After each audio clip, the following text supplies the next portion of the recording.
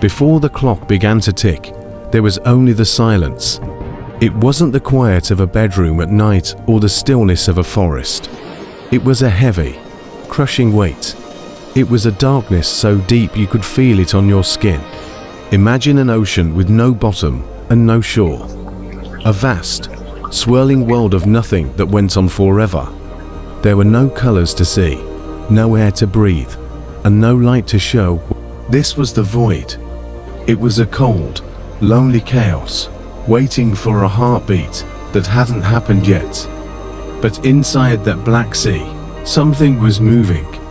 It didn't have a body, but it had a presence. It didn't walk, it hovered. It didn't breathe, it vibrated with power. This was the spirit. It was a mind older than time itself, gliding over the dark water like a storm gathering its strength.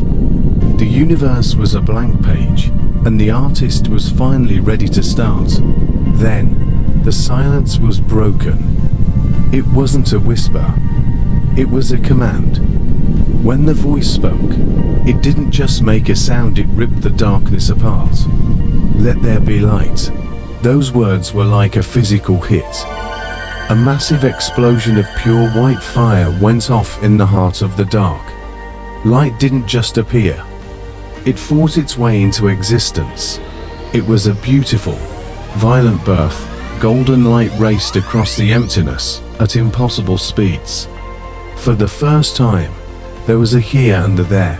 The darkness didn't go away, but it had to move.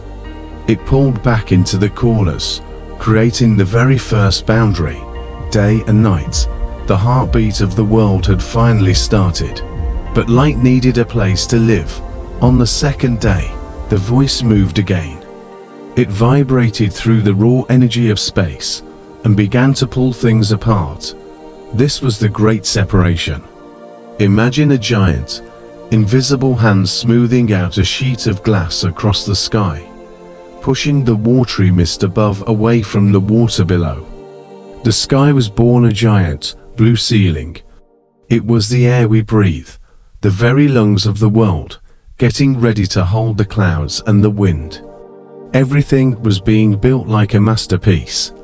Every tiny piece of the air was being set perfectly for a life that wasn't even there yet.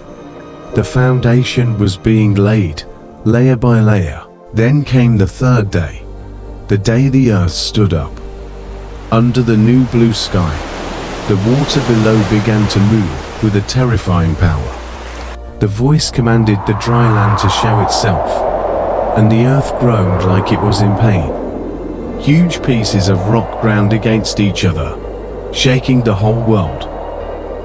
From the bottom of the boiling sea, the first mountains tore through the water. They were tall, strong, and covered in wet stone. They rose like kings taking their thrones. As they came up, the salt water crashed off them in huge, thundering waterfalls. But the voice wasn't done with the grey rocks. It spoke a softer word, and the brown dirt started to shake. In a second, green grass, giant trees, and bright flowers exploded across the ground. The grey world turned into a garden. Life was no longer just an idea, it was real. On the fourth day, the Creator looked back at the sky. The light from the first day was everywhere, but it needed to be focused. With a single thought, the voice turned on the sun a giant ball of golden fire to rule the day. Then, he made the moon a silver mirror to watch over the night. But the voice didn't stop there. He threw a handful of diamonds across the black sky, and the stars lit up. Billions of suns, trillions of miles away, all started shining at once. The seasons were locked into place. The tides of the ocean began to dance with the moon. The universe wasn't just a place anymore. It was a giant clock, working perfectly. The stage was set, the lights were on, and the play was ready to begin. The fifth day brought the music, the voice moved over the oceans, and the water began to bubble with life. Huge she monsters with skin like armor jumped out of the water for the first time. Millions of silver fish swam through cities made of coral. The voice called to the sky.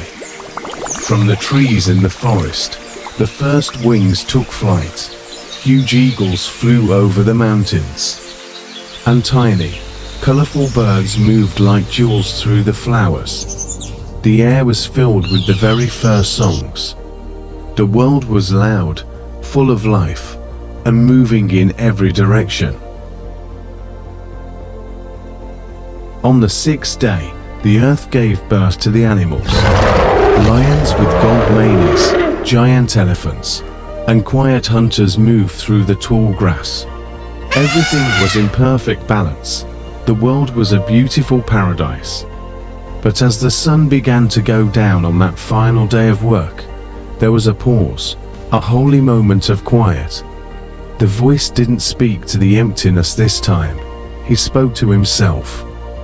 Let us make man. This wouldn't be just a command. This would be a work of touch. The Creator knelt in the red dust of the ground. With hands that had just built the stars, he started to shape the dirt. This was the most important moment, out of the common dirt. The same stuff that made the stars and the mountains. He made a body. It was a masterpiece of bone and muscle. But it was just a statue. It was cold and still. Then came the moment that changed everything. The Creator leaned down. The silence from the beginning came back for one last second. And then he breathed. He didn't just blow air. He put a spark of his own fire into the clay. It was a massive collision of heaven and earth. The dust didn't just move, it woke up. The lungs pulled in a huge, shaking breath. The heart hit its first beat, sending warm blood through the body. The eyes deep and full of light snapped open. Man stood up. The first breath was taken, and the universe finally had a voice to tell its story. The masterpiece was finished. The architect rested, looking at a world that was very good. But as Adam stood there, the only creature made to look like the divine, a heavy feeling settled on him. He was given the keys to the world. He was given the breath of the king. But with that breath came a scary gift, the power to choose. The world was perfect. The garden was beautiful. And the voice was his friend. But in the shadows of the trees, a question started to grow, a question that every one of us still asks today. We were made from the dirt, but we were filled with the heavens. We were made for a reason bigger than the stars. So why, after all these years, do we still feel like we are looking for the home we were born in? The clock is ticking. The breath is in your lungs. The question is still there. What will you do with the fire inside you?